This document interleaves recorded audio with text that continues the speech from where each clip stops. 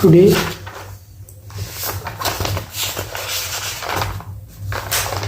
we will be learning about a chapter from WBC board class 10. এটার নাম বর্জ্য ব্যবস্থাপনা অধ্যায় নং 4। তো চলো শুরু করা যাক। সর্বপ্রথম এই চ্যাপ্টার জানার আগে আমাদের জানতে হবে বর্জ্য কাকে বলে।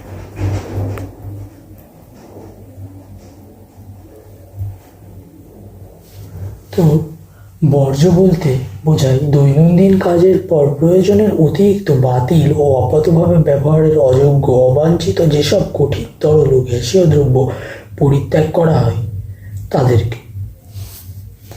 তাহলে এর সংজ্ঞা কি হতে পারে? যে সকল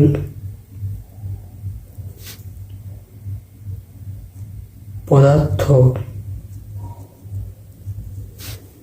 বা অতিরিক্ত পদার্থ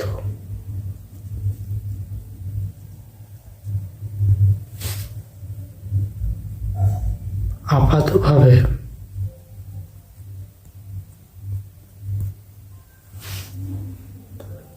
ব্যবহারের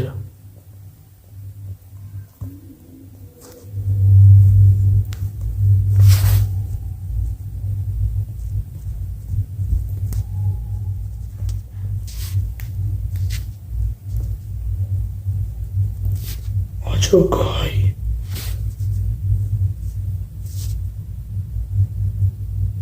তাদেরকে বর্জ্য বলে।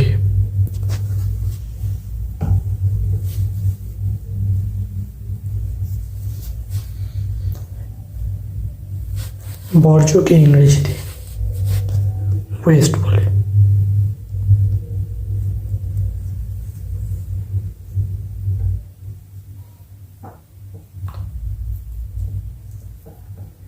বর্জ্যের বৈশিষ্ট্যগুলি হলো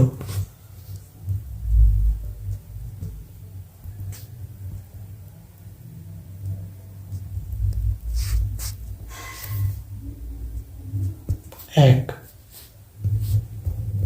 অবস্থা,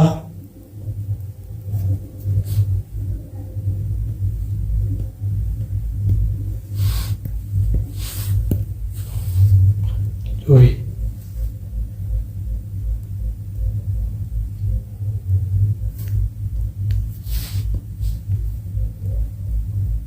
প্রায় উপযোগিতাহীন,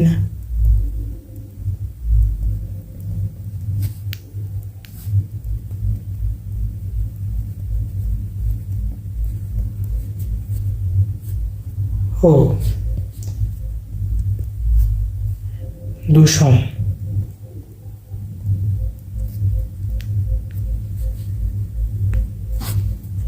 এবং পরিণতি।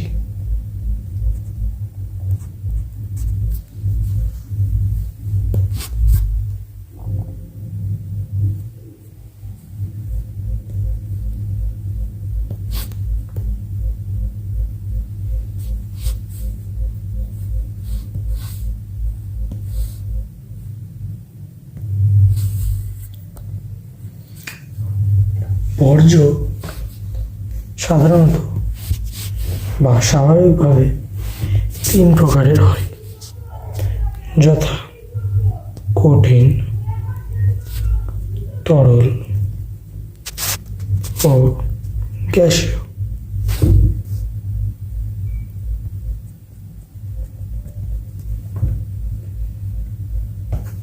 এবার এর উপযোগিতা, হীনতা। এগুলি আপাতভাবে উপযোগিতা শূন্য ও ব্যবহারের অযোগ্য হয়। আপাতভাবে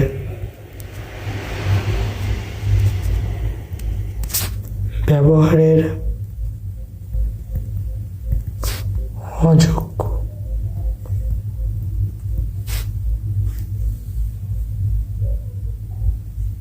ও উপযোগিতা শূন্য।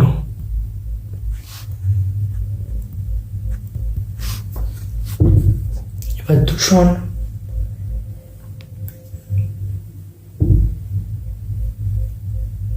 এগুলি বাস্তুতন্ত্রের প্রচণ্ড পরিমাণে ক্ষতি করে।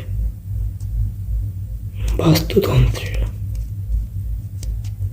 তীব্র ক্ষতি করে, ক্ষয় সাধন এবং পরিণতি। কিছু বর্জ্য সময়ের সাথে সাথে মাটির সাথে মিশে যায়, আবার এমনও বর্জ্য আছে যারা দীর্ঘকাল অপরিবর্তিত অবস্থায় প্রকৃতিতে থেকে যায়। অর্থাৎ কিছু জৈব ভঙ্গুর ও কিছু জৈব অভঙ্গুর। জৈব অভঙ্গুর মানে হলো যেগুলি মাটিতে মেশে না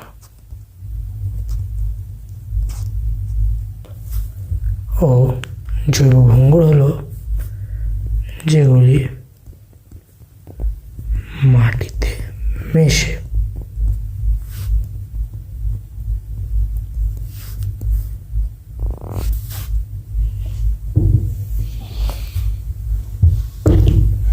এবার বর্জ্যের প্রকারভেদ। বর্জ্যের প্রকারভেদ প্রথমত দুইভাবে হয়, এক প্রকৃতি অনুসারে এবং অন্যটি ক্ষয়ক্ষতি অনুসারে। বর্জ্যের প্রকারভেদ।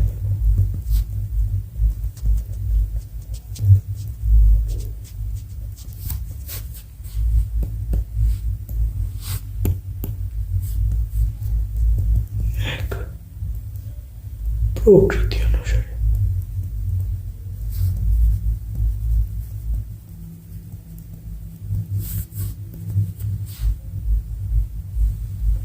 প্রকৃতি অনুসারে বর্জ্যকে প্রধানত তিন ভাগে ভাগ করা যায়, যথা কঠিন, তরল ও গ্যাসীয়। কঠিন, তরল ও গ্যাস।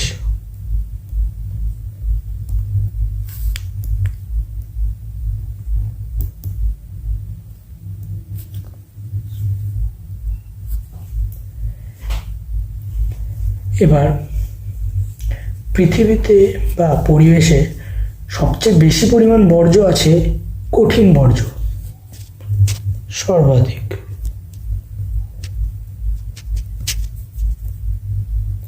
এবং এটি মাটি দূষণে সর্বাধিক ভূমিকা নেয়। মাটি দূষণে সর্বাধিক ভূমিকা।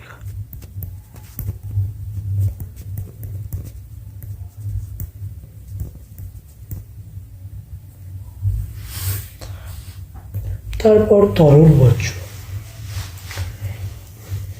এটি জলদূষণের অন্যতম কারণ এবং এর ফলে ইউট্রোফিকেশন, যা আমরা ক্লাস 9-এ পড়েছি, তার ঘটে। ইউট্রোফিকেশন হয়।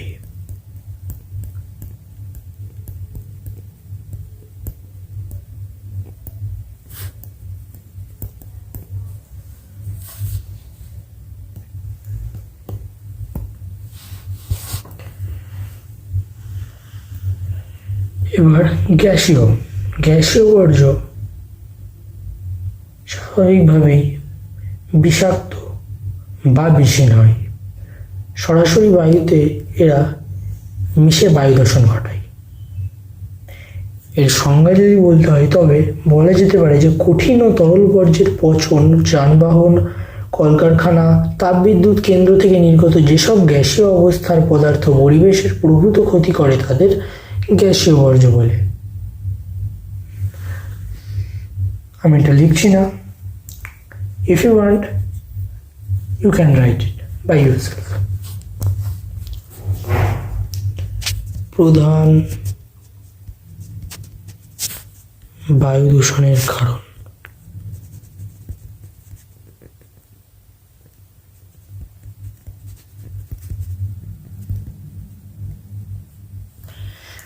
এবার আবর্জনা কাকে বলে, ইম্পর্টেন্ট।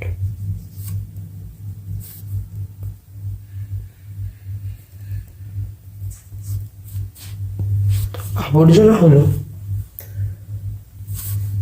গার্বেজ।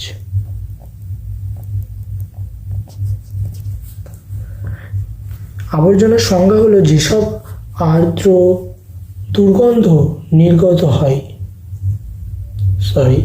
যেসব বর্জ্য আর্দ্র দুর্গন্ধ নির্গত করে এবং পচনশীল হয় তাদের আবর্জনা বলে। এতে 70% আর্দ্রতা থাকে। তাহলে তোমরা সংজ্ঞা বানিয়ে নেবে, আমি সংজ্ঞা লিখবো না ডাইরেক্টলি। তো এগুলি পচনশীল হয়,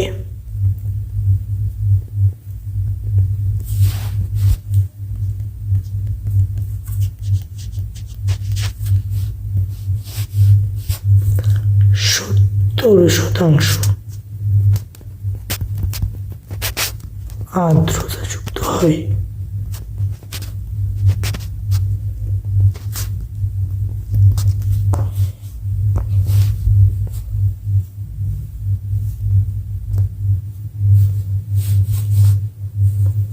এবং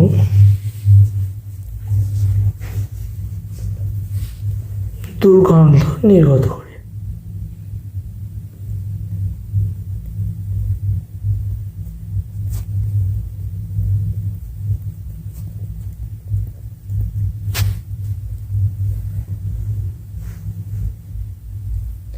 এর প্রধান উদাহরণ হলো বর্জিত খাবার, সবজির খোসা, পচা ফল, মাছের আঁশ এবং ডিমের খোসা। ওকে, এবার জঞ্জাল কাকে বলে, এটাও ইম্পর্টেন্ট।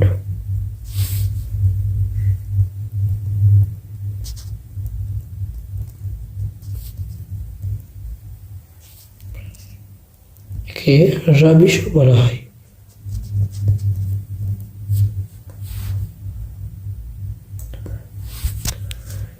যেসব বর্জ্য শুষ্ক, পচনশীল নয়,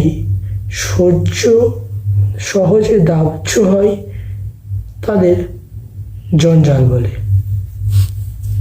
অর্থাৎ এরা শুষ্ক হয়, সহজে দাহ্য হয় ও পচনশীল হয় না।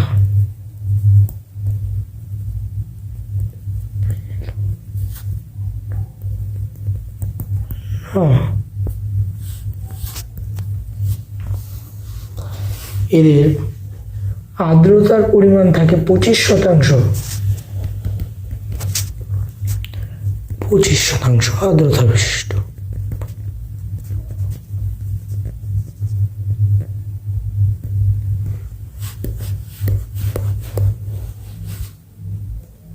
এবার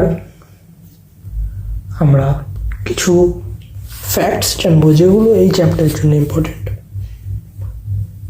জাতীয় স্বচ্ছতা দিবস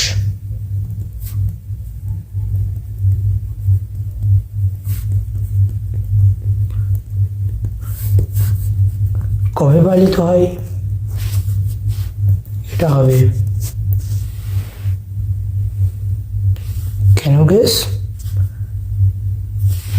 এটা হবে 2রা অক্টোবর।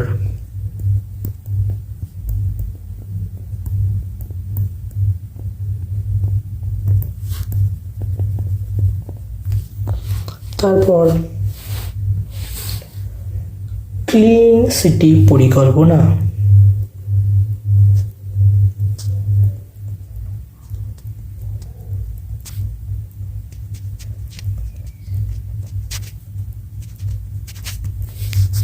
এটা মূলত কলকাতা কেন্দ্রিক, তাই এর উত্তর কলকাতা।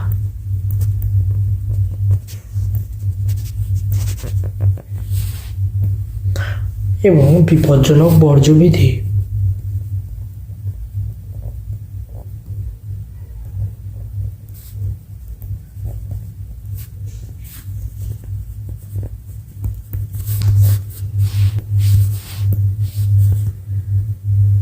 এটা 1949 সালে। ওকে ফ্রেন্ডস, এবার আরেকটি ধরনে একে ভাগ করা যায়, যথা বর্জ্যের ফলে ঘটিত ক্ষয়ক্ষতি অনুসারে।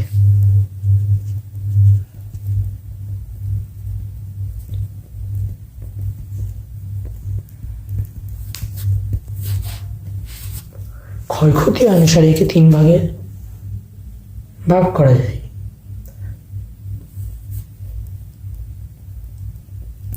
সরি, 2 ভাগে ভাগ করা যায়।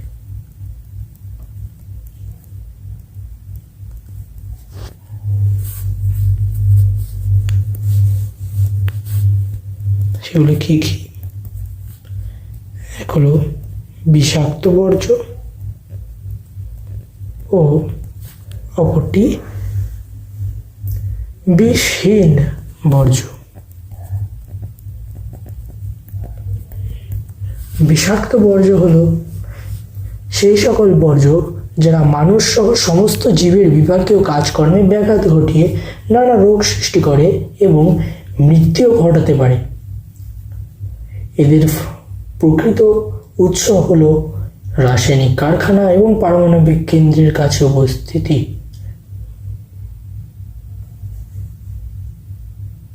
এগুলি স্বাভাবিকভাবে জৈব অবিশ্লেষ্য হয়।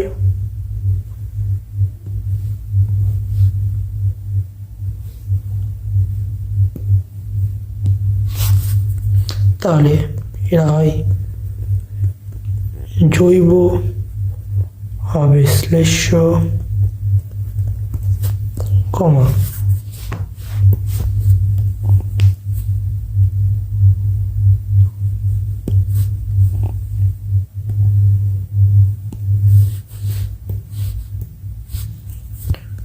আর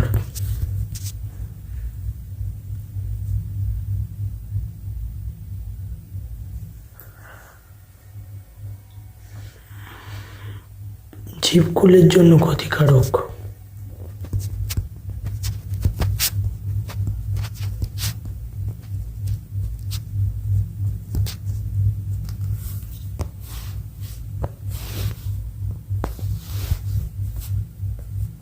এবার বিষহীন। তার আগে কয়েকটি বিষাক্ত বর্জ্যের উদাহরণ।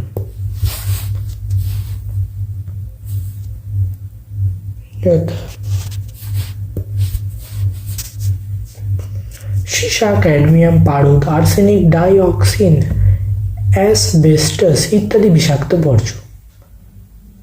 ওকে, এইদেরকে একত্রে হ্যাজার্ডাস ওয়েস্ট বলে। অর্থাৎ হলো সীসা, ক্যাডমিয়াম,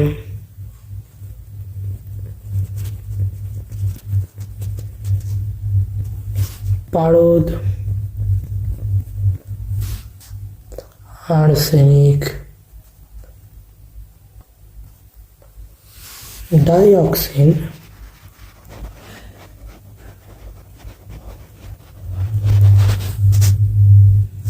অ্যাসবেস্টস,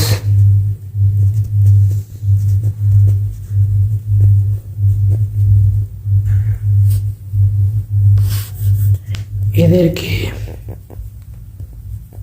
একত্রে কি বলে? এদেরকে একত্রে হ্যাজার্ডাস ওয়েস্ট বলে। এদেরকে একত্রে হ্যাজার্ডাস ওয়েস্ট বলে।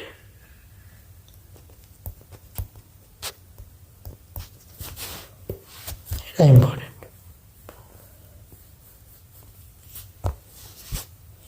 এবার বিষহীন বর্জ্য। বিষহীন বর্জ্য হলো সেই সকল বর্জ্য যারা জীবজগৎ ও পরিবেশের খুব একটা ক্ষতি করে না, এদেরকে সাধারণ বর্জ্য বলে। তাহলে অপর নাম সাধারণ বর্জ্য।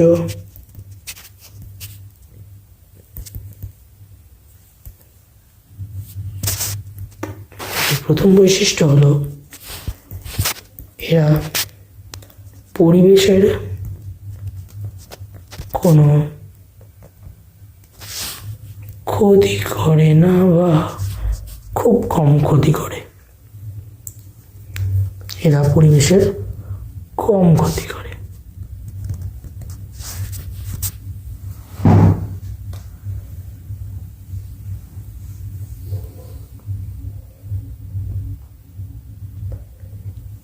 এদের আরেকটি বৈশিষ্ট্য হলো বিষহীন বর্জ্য যদি তরল ও গ্যাসীয় অবস্থায় থাকে তাহলে তারা সহজেই শোধন করা যায়। তরল ও গ্যাসীয় অবস্থায়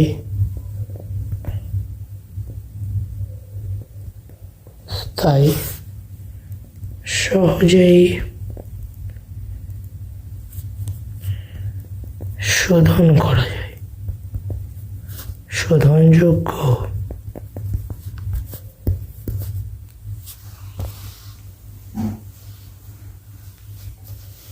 এবার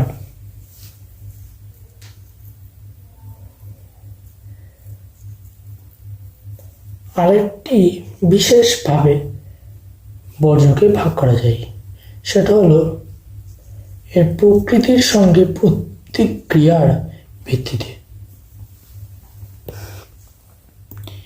এটি প্রকৃতির সাথে প্রতিক্রিয়ার ভিত্তিতে।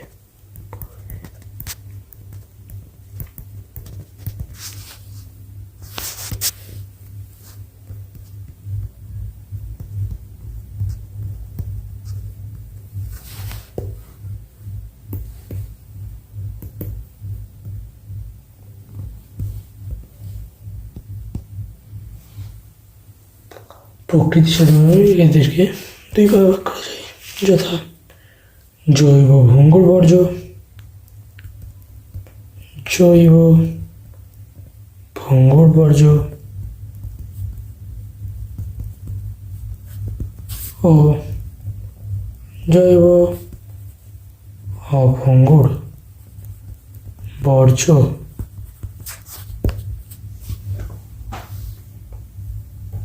জৈব ভঙ্গুরের অপর নাম হলো জৈব বিশ্লেষ্য বর্জ্য। এর সংজ্ঞা আমি মুখে বলে দিচ্ছি। যেসব জীবজাত বর্জ্য অণুজীবদের ক্রিয়াশীলতায় বিনষ্ট হয় এবং খুব সহজে জল, বায়ু, মাটিতে মিশে যায় তাদের জৈব ভঙ্গুর বা জৈব বিশ্লেষ্য বর্জ্য বলে। এরা ক্ষতির পরিমাণ, যে ক্ষতি করে এরা, তার পরিমাণ সাধারণত কম হয়। এর একটা আদর্শ উদাহরণ হলো সবজি ও ফলের খোসা এর অবশিষ্টাংশ। এছাড়া উচ্ছিষ্ট খাদ্য, তুলো, ব্যান্ডেজ, ছেঁড়া জামা কাপড়, কাগজের টুকরো, চটের থলে, মলমূত্র, মৃত জীবদেহ, কাঠের টুকরো ও গুঁড়ো, কৃষিজ ফসলের অবশিষ্টাংশ সবই জৈব ভঙ্গুর বর্জ্য। একে ইংরেজিতে বায়োডিগ্রেডেবল ওয়েস্ট বলে। Biodegradable waste. আর একে নন বায়োডিগ্রেডেবল ওয়েস্ট বলে।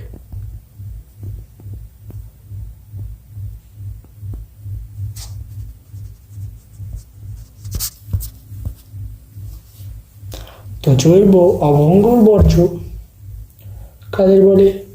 ঠিক জৈব ভঙ্গুরের বিপরীত। এরা অজীবজাত বর্জ্য, যেগুলি খুব কঠিন এবং অর্থাৎ এরা পচতে বেশি সময় নেয় এবং এরা দীর্ঘদিন ধরে প্রকৃতিতে অবস্থান করে এবং এরা অপরিবর্তিত থাকে, এরা মাটির ক্ষতি করে। এগুলি হলো এর বৈশিষ্ট্য। এছাড়া এগুলি প্রকৃত বা আদর্শ উদাহরণ হলো পলিথিন, প্লাস্টিক, কাঁচ ও বিভিন্ন ধাতুর তৈরি অব্যবহার্য বস্তু। তাছাড়া ভাঙা ভাঁড়, হাঁড়ি ও ইট, thermocol, X-ray, CT scan, MRI plate সবই এর উদাহরণ। পরীক্ষার জন্য জৈব ভঙ্গুর ও জৈব অভঙ্গুর এর পার্থক্য ইম্পর্টেন্ট।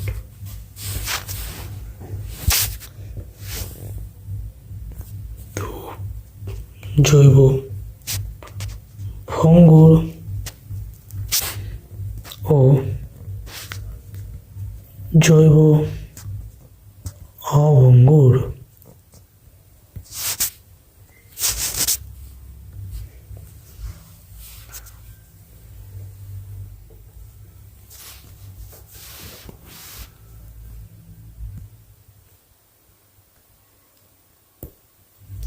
এর বিষয়।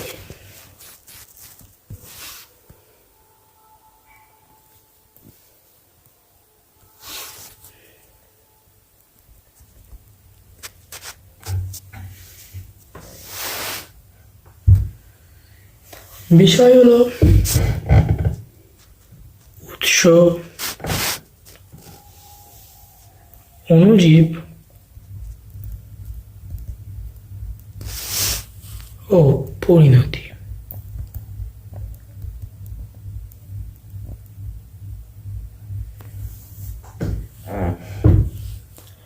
জৈব ভঙ্গুর ও জৈব অভঙ্গুর এই দুটির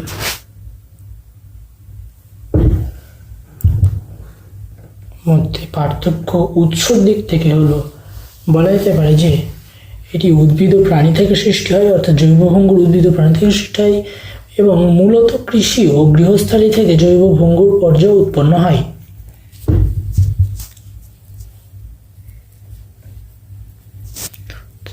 উদ্ভিদ ও প্রাণী কুল থেকে এবং জৈব অভঙ্গুর এগুলি জড়বস্তু থেকে সৃষ্ট, অর্থাৎ অজীবজাত। এগুলি অজীবজাত। অজীবজাত।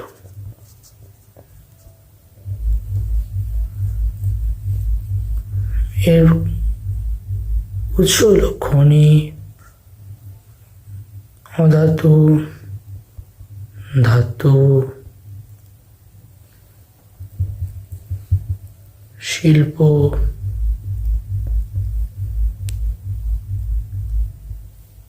প্রভৃতি।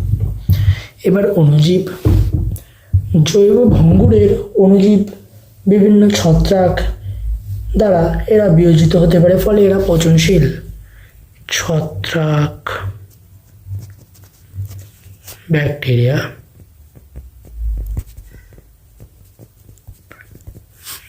দ্বারা পচন যোগ্য। জৈব অভঙ্গুর জীবাণুর ক্রিয়ায় স্বাভাবিকভাবে নষ্ট হয় না। তাছাড়া উচ্চ চাপ ও তাপ দ্বারা এরা বিশ্লেষিত হয় এবং পরিবেশের ক্ষতি করে। এরা অণুজীবের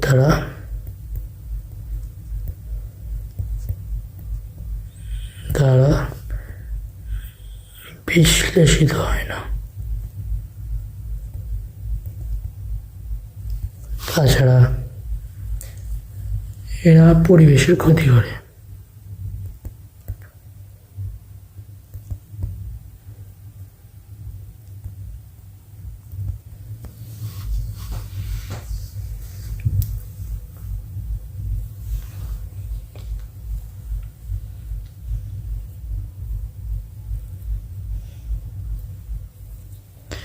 এবার পরিণতি। জৈব ভঙ্গুর একটি জটিল অবস্থা থেকে সরল অবস্থায় পরিণত হয়ে খুব দ্রুত মাটিতে মিশে যায়, হিউমাস রূপে অবস্থান করে। অর্থাৎ এটি হিউমাস সৃষ্টি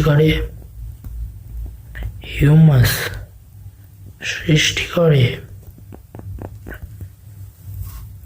এবং তাই এটি জৈব সার রূপে ব্যবহৃত হয়। কিন্তু জৈব অভঙ্গুর বা অজৈব বর্জ্য, জৈব অভঙ্গুরের আরেকটি নাম হলো অজৈব বর্জ্য।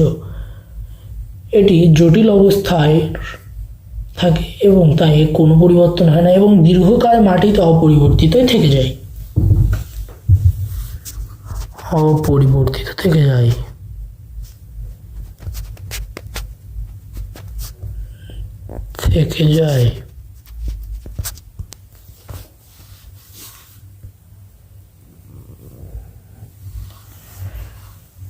এবার বর্জ্যের উৎস।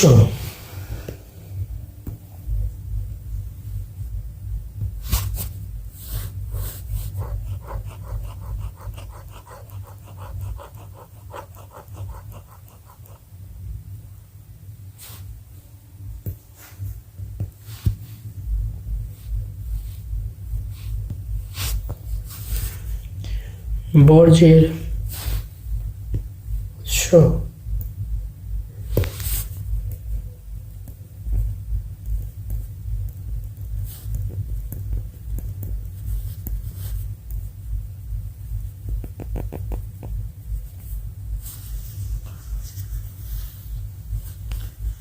ও প্রভাব।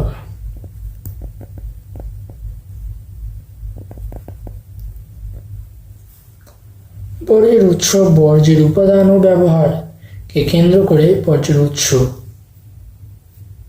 হয়। এগুলি নানা ধরনের হয়, যথা গৃহস্থালী। আমি বলছি, আমাদের দৈনন্দিন জীবনযাপনে বাড়িঘর থেকে যেসব ব্যবহার অযোগ্য বর্জ্য দ্রব্য উৎপন্ন হয় তাদের গৃহস্থালী বর্জ্য বলে। তো প্রথম উৎস হলো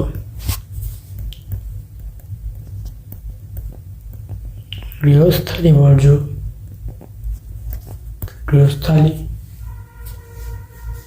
এর থেকে কম্পোস্ট ও বায়োগ্যাস সৃষ্টি হয়।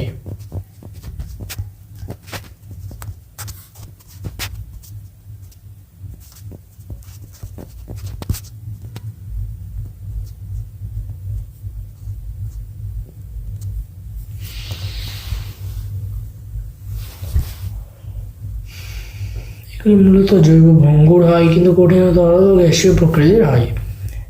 এর উদাহরণ হলো খাদ্য প্রকরণ, প্লাস্টিকজাত দ্রব্যাদি, কাঠজাত দ্রব্যাদি, কাঠের দ্রব্যাদি এবং কাগজের বিভিন্ন পত্র, কাঠের দ্রব্যাদি, নোংরা তরল জল, ধাতব দ্রব্য, নির্মাণ সামগ্রী। এবার অন্য একটি উৎস, শিল্প। শহরাঞ্চলে কারখানায় শিল্পপণ্য উৎপাদনকালে যেসব ব্যবহারের অনুপযোগ্য বর্জ্যদ্রব্য উৎপন্ন হয় তাদের শিল্প বর্জ্য বলে। এগুলি মূলত বিষাক্ত, জৈব অভঙ্গুর, কঠিন তরল ও গ্যাসীয় প্রকৃতির হয়।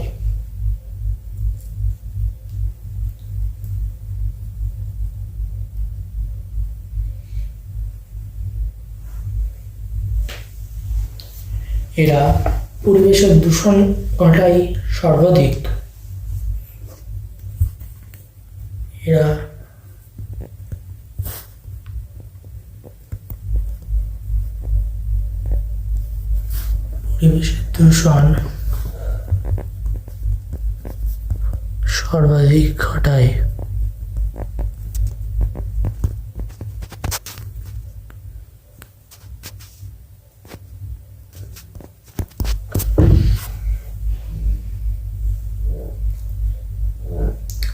এটি অ্যাসিড বৃষ্টি ও বিশ্ব উষ্ণায়নও ঘটায়।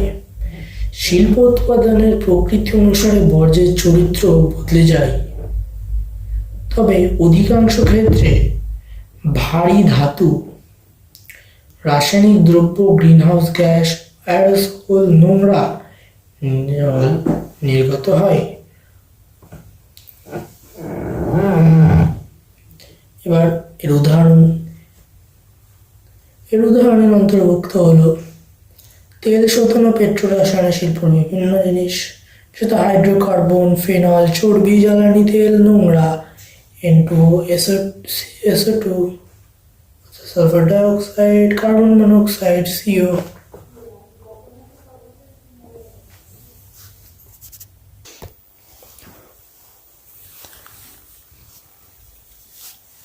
শিল্প। এবার এর উদাহরণগুলি হলো তেল শোধন ও পেট্রোলিয়াম বা পেট্রো রসায়ন শিল্প থেকে উৎপাদিত বিভিন্ন দ্রব্যজাত হাইড্রোকার্বন, ফেনল, চর্বি, জ্বালানি তেল, নোংরা জল, N2O, CO2, CO আগে বলেছি। এবার রাসায়নিক শিল্পের থেকে sulphur, phosphorus, acid, greenhouse gas প্রভৃতি, এবং ধাতু নিষ্কাশন শিল্প থেকে উৎপন্ন বিভিন্ন বর্জ্য যথা ছাই, গরম জল, লোহা, তামা, সীসা, দস্তা, ক্রোমিয়াম, ক্যাডমিয়াম, পারদ, গ্রিনহাউস গ্যাস প্রভৃতি।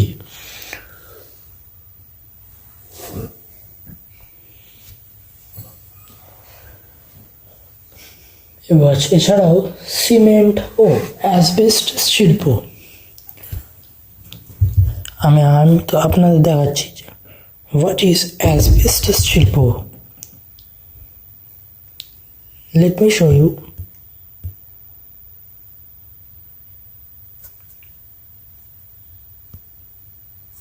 অ্যাসবেস্টস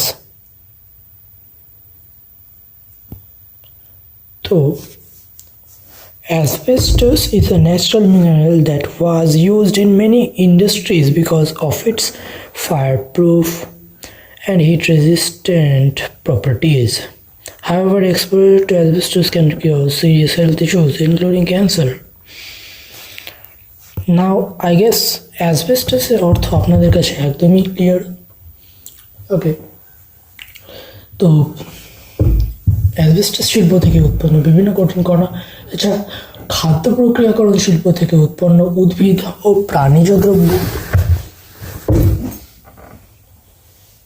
এছাড়া কৃষিভিত্তিক শিল্প যথা সেলুলোজ, কাগজের অবশিষ্টাংশ, ব্লিচিং পাউডার, আখের ছিবড়া যাকে ব্যাগাসি বলে। চলুন এটাও সার্চ করা যাক, ব্যাগাসি।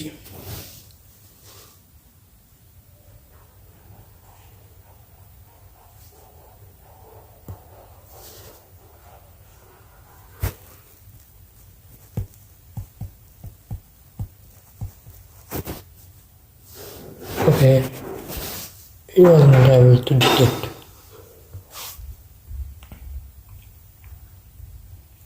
ঠিক আছে,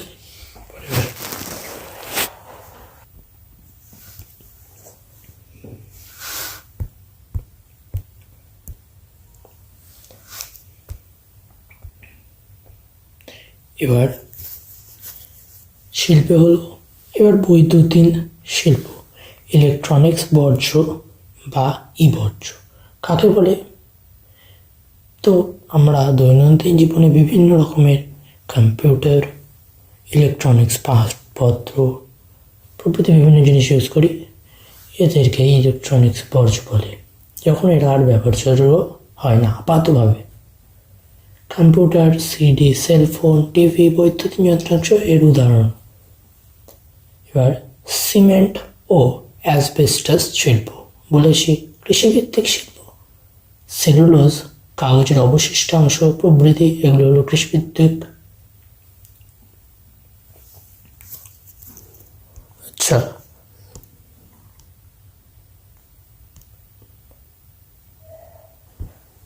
লেট মি শো ইউ আখের ছিবড়া, যা একটা কৃষিভিত্তিক শিল্পের একটা বজ্র, সেটা কিরকম দেখতে হয়। আখের ছিবড়াকে ব্যাগাসি বলে, এটা কিরকম হয় লেট মি শো ইউ।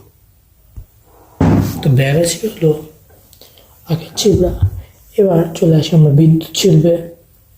বিদ্যুৎ শিল্পের বর্জ্য হলো ছাই, ফ্লাইং আশ, গরম জল, তেজস্ক্রিয় পদার্থ। এবার কৃষিভিত্তিক।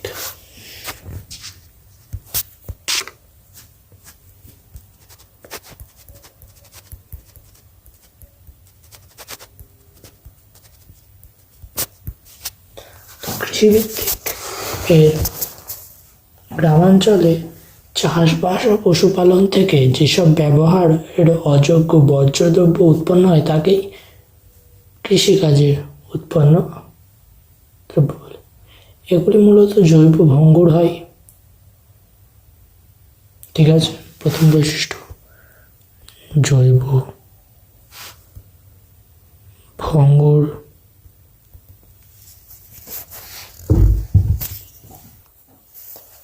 জৈব ভঙ্গুর প্রথম বৈশিষ্ট্য। তারপর দ্বিতীয় বৈশিষ্ট্য, এগুলি জলের ইউট্রোফিকেশন ও মাটি দূষণ ঘটায়। জলের ইউট্রোফিকেশন ও মাটি দূষণ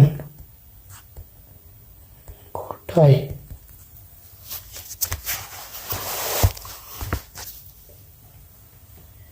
এর উদাহরণ হলো ফসলের অবশিষ্টাংশ, যথা শস্যের মূল, কাণ্ড, ফুল ও ফলের শুকনো অংশ বা পরিত্যক্ত ফসল।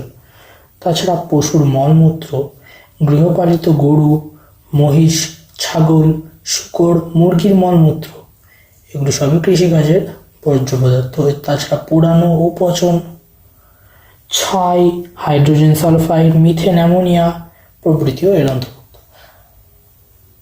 তাছাড়া সার ও কীটনাশকও কৃষিকাজজাত বর্জ্য।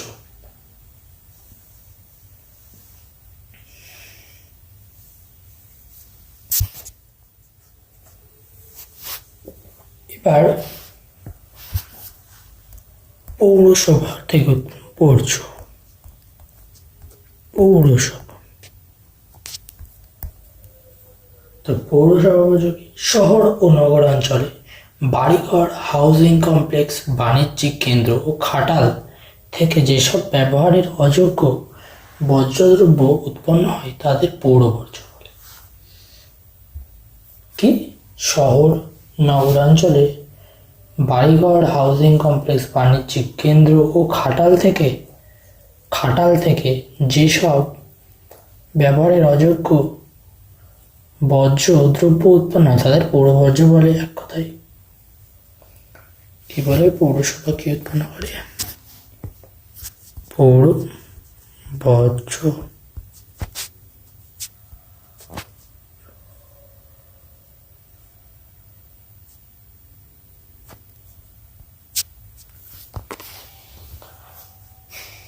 তো এগুলি কঠিন তরল গ্যাস প্রকৃতির দারুণ কুলসিত করে। ওকে, তাছাড়া এর উদাহরণ হলো যাবতীয় পরিত্যক্ত বর্জ্য দ্রব্যাদি, তাছাড়া গরু মহিষের মলমূত্র, ভাটা থেকে উৎপন্ন ইট, টুকরো শেষ, কাকড়, লোহার টুকরো, ধুলি বালি, ডি ওয়েস্ট, এদেরকে ডি ওয়েস্ট বলে। ওকে, ডি ওয়েস্ট কাকে? এই গৃহ নির্মাণের উপকরণ, অর্থাৎ ভাটা, ইট, ভাঙা ইট, কাকড়, লোহার টুকরো এবং ধুলি বালি, এদেরকে ডি ওয়েস্ট বলে। কাদেরকে ডি ওয়েস্ট বলে? ভাঙা ইট, তারপরে কাকড়, লোহার টুকরো, ধুলি বালি, এগুলো সবকে ডি ওয়েস্ট বলে। D West.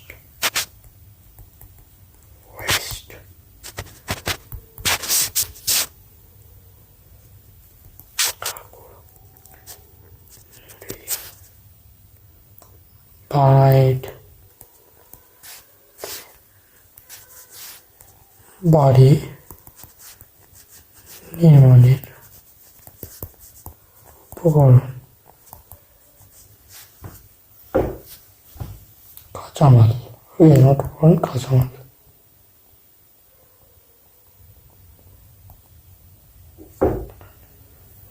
সেটা ব্যবসা প্রতিষ্ঠান, পৌরসভায় অন্তর্ভুক্ত বিভিন্ন ব্যবসা প্রতিষ্ঠান যথা হোস্টেল বা হোটেল, রেস্টুরেন্টের দোকান, বাজার, অনুষ্ঠান বাড়ি থেকে উৎপন্ন শাকসবজি ও ফলের অবশিষ্টাংশ, উচ্ছিষ্ট খাদ্য, কাঁচ, পলিথিন, প্লাস্টিক ও থার্মোকলের কাঁচ, প্লেট, থালা, ধাতব ক্যান ইত্যাদিও এই ব্যবসায়ী প্রতিষ্ঠান থেকে বিভিন্ন বর্জ্যপদার্থ। ওকে, এবার নর্মদা। বিভিন্ন নর্মদা শহরাঞ্চলে স্বাভাবিকভাবেই দেখতে পাওয়া, বিশেষত পুরনো শহরগুলিতে। তো ডিওয়েস্ট পৌরসভা থেকে উৎপন্ন হয়। এবার একটা ফ্যাক্ট যেটা ইম্পর্ট্যান্ট, প্রতিদিন গ্রামে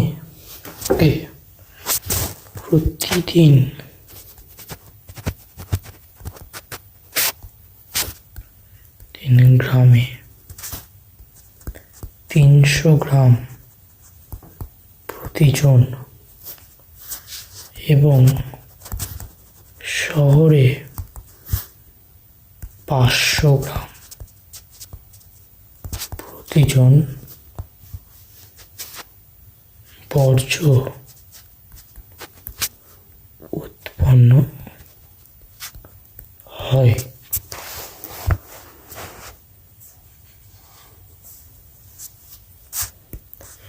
একটি ডাস্টবিনে 30% কাগজ, 23% শাকসবজির অংশ এবং 21% ধোলা, ময়লা, নোংরা ও 9% ধাতু থাকে। তাছাড়া আরেকটি ইনফরমেশন, এটাও ইম্পর্টেন্ট, একটি ডাস্টবিনে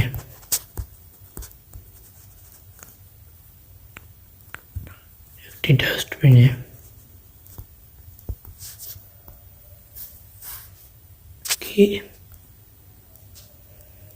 30% কাগজ, তারপরে 23% শাকসবজির অংশ,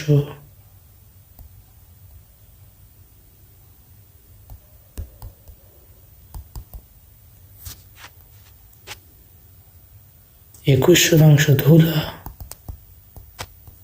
পাওয়া যায় 21% ধুলা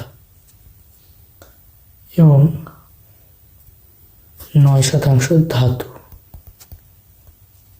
ধাতু স্বাভাবিকভাবে থাকে। ওকে, ফাইন। পুরো হলো এবার জৈব দ্রব্য, যা বর্জ্য বাজার হাট, গৃহস্থালী, কৃষিক্ষেত্র, শিল্প থেকে যেসব বর্জ্য দ্রব্য উদ্ভিদ ও প্রাণীজাত তাদের জৈব বর্জ্য বলে।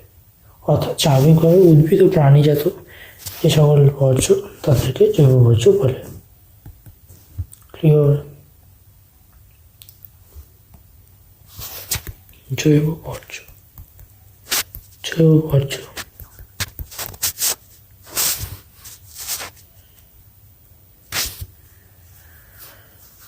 এবার এই সঙ্গে আমি লিখছি না, আপনারা লিখে নেবেন, ঠিক আছে? ওকে, এই বর্জ্য এটি বৈশিষ্ট্যগুলি লিখছি। এটি দ্রুত পচনশীল,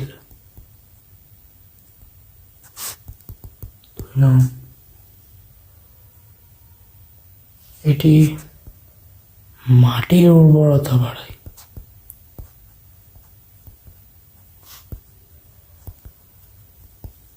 তাছাড়া এটি প্রাকৃতিক বিপর্যয়ে মৃত দেহাবশেষ থেকে প্রচুর জৈব বর্জ্য উৎপন্ন হয়। ঠিক আছে, অর্থাৎ এর উৎস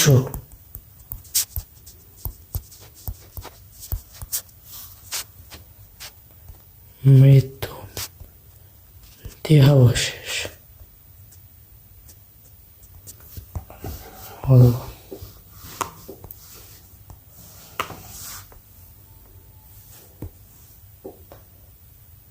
এবার এর উদাহরণ হাট বাজারের জৈব বর্জ্য, শুকনো, পচা ও ব্যবহারের অযোগ্য শাকসবজি, ফল, মূল, মাছ, মাংসের অবশিষ্টাংশ সব জৈব বর্জ্য।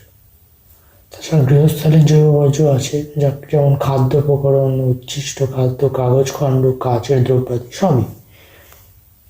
এবং সর্বোপরি কৃষিজ জৈব বর্জ্য, এর মধ্যে ফসলের অবশিষ্টাংশ, দড়ি, পশুর মলমূত্র, মৃতদেহ এগুলো আছে। আর শিল্প জৈব বর্জ্য, সেলুলোজ, কাগজের অবশিষ্টাংশ, আখের ছিবড়া, চামড়া। দেখো এই যে এই উদাহরণগুলো কিন্তু অনেকটা একই, অনেক কিছুতে দেখবে তোমার সিমিলারিটি খুঁজে পাবে। ওকে, এবার স্বাস্থ্যকেন্দ্রজাত বর্জ্য।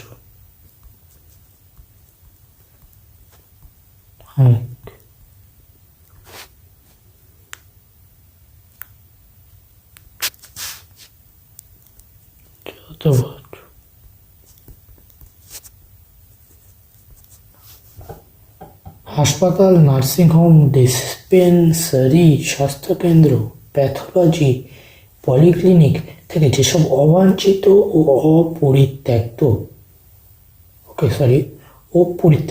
বর্জ্য দ্রব্য উৎপন্ন হয় তাকে চিকিৎসা সংক্রান্ত বর্জ্য বলে। অর্থাৎ এটা লেকচারটা ইম্পর্টেন্ট।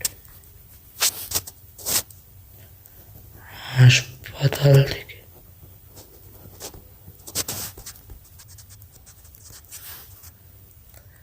যে সকল হাসপাতাল আরও আছে, ডিসপেন্সারি,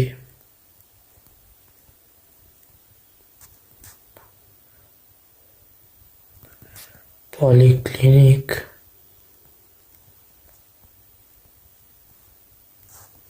প্যাথোলজি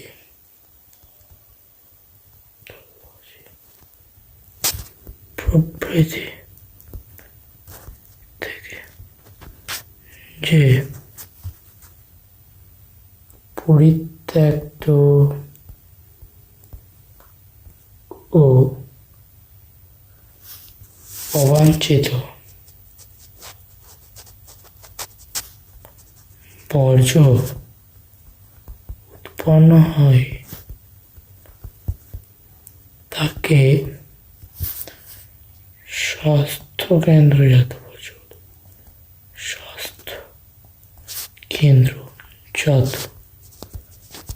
বর্জ্য বলে।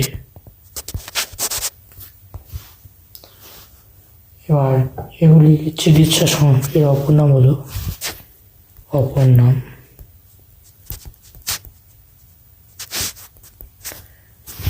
চিকিৎসা সংক্রান্ত বর্জ্য।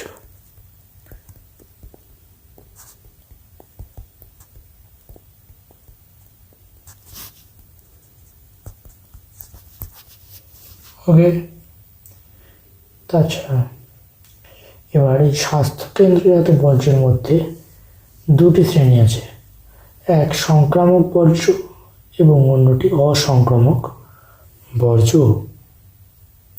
সংক্রামক বর্জ্য কি? চিকিৎসা ক্ষেত্রে যেসব বর্জ্য নানা জীবাণু বহন করে বিভিন্ন রোগ সংক্রমণ ঘটায় তাদের সংক্রামক বর্জ্য বলে। মোট যে স্বাস্থ্যকেন্দ্রজাত বর্জ্য তার 10% হল সংক্রামক বর্জ্য। অর্থাৎ কি, এর দুই ভাগ, এক সংক্রামক বর্জ্য,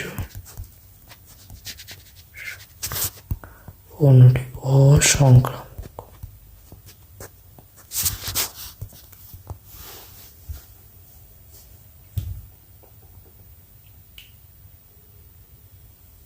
ওকে, এটি মোট চিকিৎসা বর্জ্যের 10%।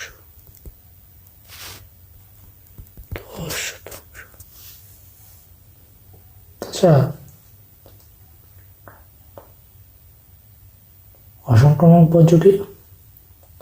অবভিয়াসলি বাকিটা 90%। এবার যদি কেউ সংজ্ঞা জিজ্ঞেস করে সংক্রামক বর্জ্য, সেটাই হবে চিকিৎসার ক্ষেত্রে যেসব বর্জ্য তারা জীবাণু বহন করে বিভিন্ন রোগ সংক্রমণ করে তাকে সংক্রামক বর্জ্য বলে। অর্থাৎ চিকিৎসা ক্ষেত্রে যে সকল বর্জ্য বিভিন্ন রোগ সৃষ্টি করে বা রোগের সংক্রমণ ঘটায় তাকে সংক্রামক বর্জ্য বলে, এবং অসংক্রামক চিকিৎসা ক্ষেত্রে যে সকল বর্জ্য বিভিন্ন রোগ সৃষ্টি করে না বা রোগের সংক্রমণ ঘটায় না তাকে অসংক্রামক বর্জ্য বলে। ঠিক আছে, বা জীবাণু বহন করে না বলা যেতে পারে। এবার সংক্রামক বর্জ্যের উদাহরণ হলো দুই প্রকারের: কঠিন সংক্রামক বর্জ্য এবং তরল সংক্রামক বর্জ্য। কঠিন সংক্রামক বর্জ্যের অন্তর্ভুক্ত হলো ইঞ্জেকশন, সিরিঞ্জ, ব্লেড, কাঁচি, ছুরি, কাচের শিশি, প্লাস্টার, লাইনিং, ড্রেসিং কাপড়, রক্তমাখা, ব্লেড, ব্যান্ডেজ, তুলো, X ray, city scan, MRI. MRI plate obviously এগুলো সংক্রামক, যেহেতু এগুলি কিছু সময় বা সবসময় বলা যেতে পারে সংক্রামক কোনো রোগে সংক্রমিত রোগ ব্যক্তির সংস্পর্শে আসে, আর সেই স্পৃশ্যতা থেকে এরাও সংক্রমিত হয়ে যায় এবং তার ফলে পরবর্তীতে অন্যরাও সংক্রমিত হয়। এবং তরল সংক্রামক বর্জ্য, ওকে, যথা পরিত্যক্ত রক্ত, সংক্রামক তরল ওষুধ। ভেবে দেখো, তুমি একটা ফার্মেসি থেকে একটা তরল ওষুধ কিনলে, সেটা তো ঠিকই, কিন্তু তুমি ভাবো একটা হসপিটালে আউটপোস্ট ডিপার্টমেন্টে সেখানে থেকে একটা ওষুধ কিনলে যেটা কিনা অনেক দিন ধরে পড়ে আছে। আমি জাস্ট ডাক্তার তোমাকে দিল, তো কোনটা বেশি চান্সেস সংক্রামিত রোগ তার স্কিনে লেগে থাকা? ওকে, অবভিয়াসলি হসপিটালের মানে। যাই হোক, অসংক্রামক বর্জ্য কাকে বলে বলেছি। এর উদাহরণ হলো রাসায়নিক বর্জ্য, সাইটোটক্সিক বর্জ্য এবং তেজস্ক্রিয় বর্জ্য, এছাড়াও অন্যান্য। ওকে, এবার রাসায়নিক বর্জ্য কি? এগুলো কিন্তু সব অসংক্রামক বর্জ্য। রাসায়নিক বর্জ্য হলো অ্যাসিড, ফর্মেলিন, স্পিরিট, ক্লোরোফর্ম। এবং সাইটোটক্সিক বর্জ্য ওষুধের অবশিষ্টাংশ, তাছাড়া ওষুধের ফয়েল, মাইক্রোবায়োলজি বা বায়োলজি বর্জ্য পদার্থ সমূহ। এবং তেজস্ক্রিয় বর্জ্য পরিত্যক্ত এমআরআই, সিটি স্ক্যান যন্ত্র ও যন্ত্রাংশ এবং অন্যান্য প্লাস্টিক, রান্নাঘরের আবর্জনা, অতিরিক্ত খাবার, তাছাড়া অফিসের আবর্জনা, ভাঙা কাঁচ, ওষুধ ও স্যালাইন বোতলের কাঁচ ভাঙা, এগুলো সবই অসংক্রামক বর্জ্য। ওকে, এবং আর এক ধরনের বর্জ্য হয় যেটাকে বলে তেজস্ক্রিয় বর্জ্য। তেজস্ক্রিয় নামটা থেকে বোঝা যাচ্ছে যে এরা তেজস্ক্রিয়।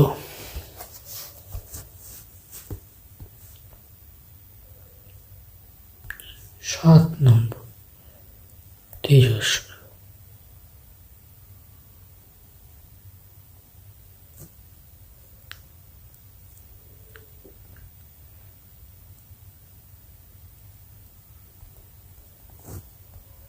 বর্জ্য, তো এদের সংজ্ঞা কি হতে পারে? আণবিক খনিজ প্রক্রিয়াকরণ কেন্দ্র, তাছাড়া পারমাণবিক শক্তি উৎপাদন কেন্দ্র ও পারমাণবিক গবেষণা কেন্দ্র এবং ইউরেনিয়াম খনি থেকে নির্গত যে সব বর্জ্য পরিবেশে তেজস্ক্রিয় বিকিরণ ঘটায় তাদের তেজস্ক্রিয় বর্জ্য বলে। উদাহরণ যদি জিজ্ঞেস করে যে তেজস্ক্রিয় বর্জ্যের একটা উদাহরণ দাও, তাহলে এটা হবে ট্রাইটেনিয়াম, স্ট্রানসিয়াম 90, সিজিয়াম 137, ক্রিপ্টন, আয়োডিন 131 ইত্যাদি। আমি এগুলো লিখে দিচ্ছি, এগুলো ইম্পর্টেন্ট, এই নামগুলো মুখস্থ করতে হবে।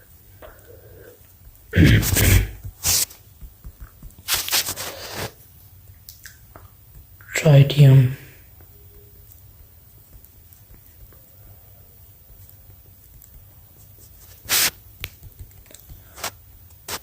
strontium 90,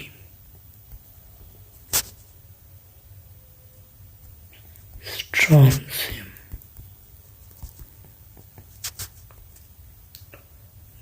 90, Cesium-137,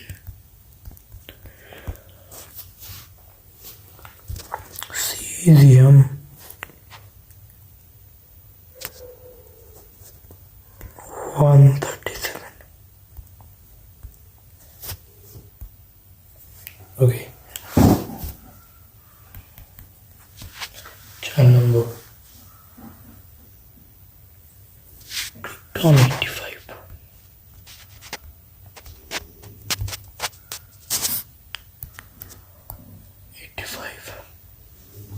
এবং আয়োডিন 131, আয়োডিন 131। তো এই হলো সকল তেজস্ক্রিয় মানে উদাহরণ তেজস্ক্রিয়। এছাড়াও আছে ইউরেনিয়াম, থোরিয়াম মিশ্রিত জল, ছাই, হাওয়া ব্যবহৃত জ্বালানি। এগুলি মোটামুটি মানুষ সহ সমস্ত প্রাণীদের ওপর মারাত্মক প্রভাব বিস্তার করে। এবার আসছে পরিবেশের ওপর বর্জ্যের প্রভাব। তো আমরা বর্জ্যের উৎস প্রভাব শেষ করে নিই, বর্জ্যের উৎসগুলো প্রায় শেষ করেছি। এবার আসছে পরিবেশের উপর বর্জ্যের প্রভাব। পরিবেশের উপর বর্জ্যের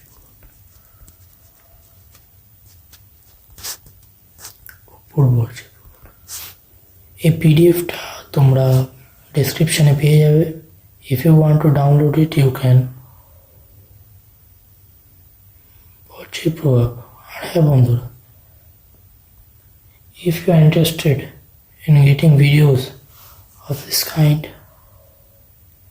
in the near future, then please subscribe.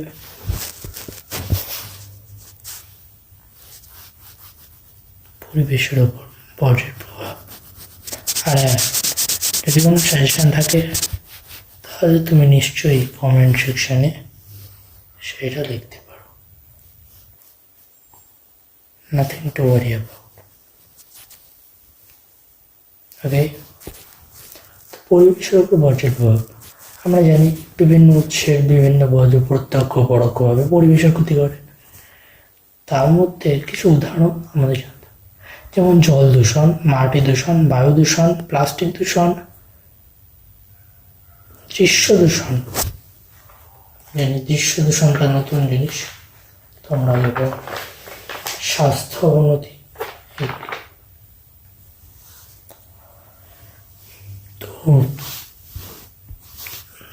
সর্বপ্রথম জল দূষণ।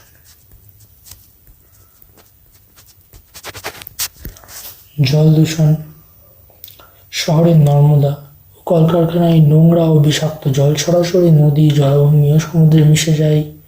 পরবর্তীতে উন্মুক্ত আবর্জনা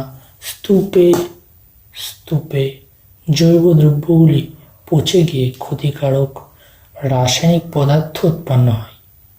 এবার এটি পরবর্তী বৃষ্টির জলে মিশে এবং বৃষ্টির জলে মিশে সেটি আবার ধুয়ে গিয়ে অন্যান্য সংলগ্ন নদী নালাতে মেশে।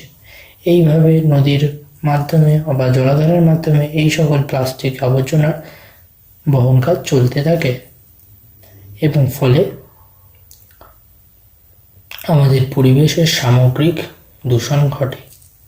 জলদূষণ। পানীয় জল তখন ধীরে ধীরে অব্যবহারযোগ্য হয়ে যায়। তাছাড়া জলজ বাস্তুতন্ত্র বিপন্ন হচ্ছে এইভাবেই এবং মাছের প্রজনন হ্রাস পাচ্ছে।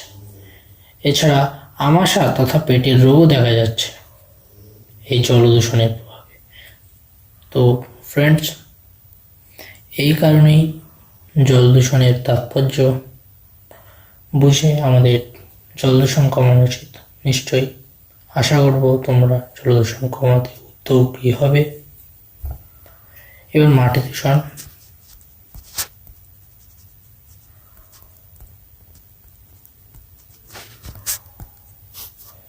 মাটি দূষণ হাসপাতাল, গৃহস্থালী ও কারখানা থেকে নির্গত জৈব ভঙ্গুর বর্জ্যগুলি অবিয়োজিত অবস্থায় মাটিতে যুক্ত হয়। ওকে, তারপর উন্মুক্ত আবর্জনা স্তূপে জৈব দ্রব্যগুলি কারখানা, যানবাহন, তাপবিদ্যুৎ কেন্দ্র থেকে SO2, NO2, CO2 নামগুলো বললাম, সালফার ডাইঅক্সাইড, নাইট্রোজেন ডাইঅক্সাইড এবং কার্বন ডাইঅক্সাইড গ্যাসগুলি বায়ুমণ্ডলের বজ্রপাতের সময় বৃষ্টিপাতের সঙ্গে মিশে অম্ল বৃষ্টিরূপে মিশে পড়ে এবং মাটিতে পড়ে। ওকে, তখন মাটির ক্ষতি হয়। এভাবে মাটির স্বাভাবিক ধর্ম ও উর্বরতা নষ্ট হয় এবং জমির বন্ধ্যা হয়ে পড়ে। অলরাইট, জমির বন্ধ্যা হয়ে পড়ে মানে জমি নষ্ট হয়ে যায় স্বাভাবিকভাবে, সাধারণ অর্থে।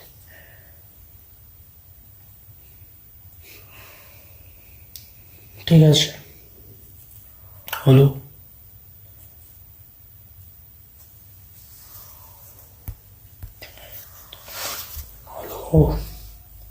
এবার আসছে বায়ু দূষণ। উন্মুক্ত আবর্জনা স্তূপ পোড়ানো হলে সৃষ্ট কটু গন্ধযুক্ত অর্থাৎ খারাপ গন্ধযুক্ত নানান গ্যাস ও ছাই বায়ু কলুষিত করে। ওকে, বায়ুকে কলুষিত করে মানে হলো দূষিত করে স্বাভাবিক। আবার জৈব দ্রব্যগুলি পচে গিয়ে বায়ুকে দুর্গন্ধময় করে।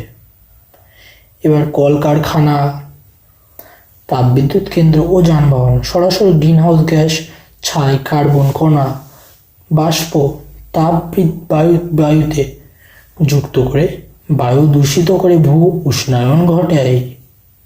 এবার বর্জ্য উৎপাদনে প্রথম হলো মার্কিন যুক্তরাষ্ট্র। ওকে, একটা ফ্যাক্ট কি, বর্জ্য উৎপাদনে প্রথমকে সবচেয়ে উন্নত দেশ মার্কিন যুক্তরাষ্ট্র। Funny, right? But no, this is what the reality is. বর্জ্য উৎপাদনে প্রথম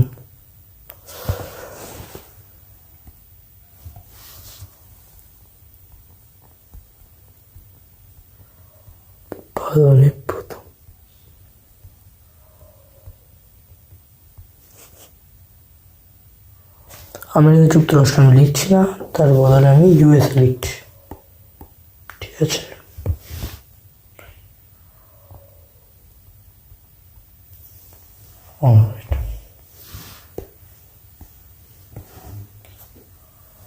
এবার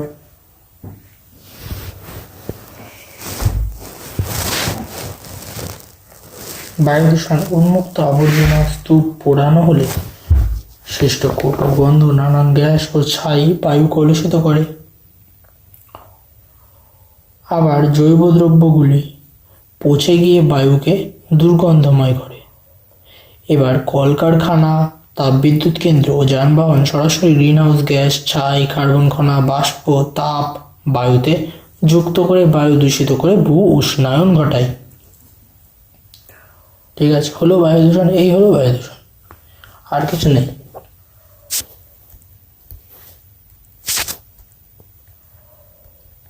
মানে স্বাভাবিকভাবে ভূপৃষ্ঠের বিভিন্ন উপাদান আবর্জনা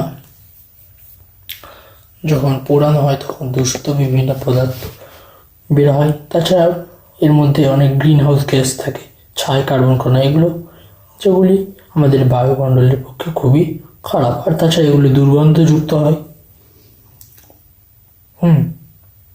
এই সকল উপাদানের প্রধান উৎস যদি জিজ্ঞেস করে তাহলে হবে কলকারখানা, তাপবিদ্যুৎ কেন্দ্র আর যানবাহনের ধোঁয়া। ওকে,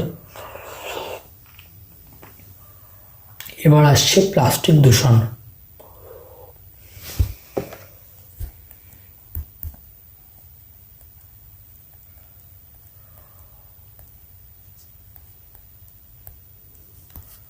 প্লাস্টিক দূষণ। পরিত্যক্ত প্লাস্টিকজাত নানান দ্রব্য দীর্ঘকাল অবিকৃত থেকে পোড়ানোর ফলে কটু গন্ধ জল, মাটি, বায়ুকে একসঙ্গে দূষণ ঘটে। ওকে, একে প্লাস্টিক দূষণ বলে। মানে যখন কোনো প্লাস্টিক পচে বা ফেলে রেখে দেওয়া হয় কোনো জায়গায়, অনেক দিন ধরে ধরো মাটির ওপর পড়ে আছে, তো দীর্ঘকাল ধরে সেটা অবিকৃত থাকে, পরবর্তীতে সেটা পোড়ালে তার একটা কটু গন্ধ বা দুর্গন্ধ এর সৃষ্টি হয়। তখন জল, মাটি আর বায়ু একসাথে দূষিত হয়। কী করে? ধরেন ওই প্লাস্টিকটা জলে পড়লো, তখন জলে পড়ে একটা মাইক্রোপ্লাস্টিক পরিণত, তখন দূষিত আসছে।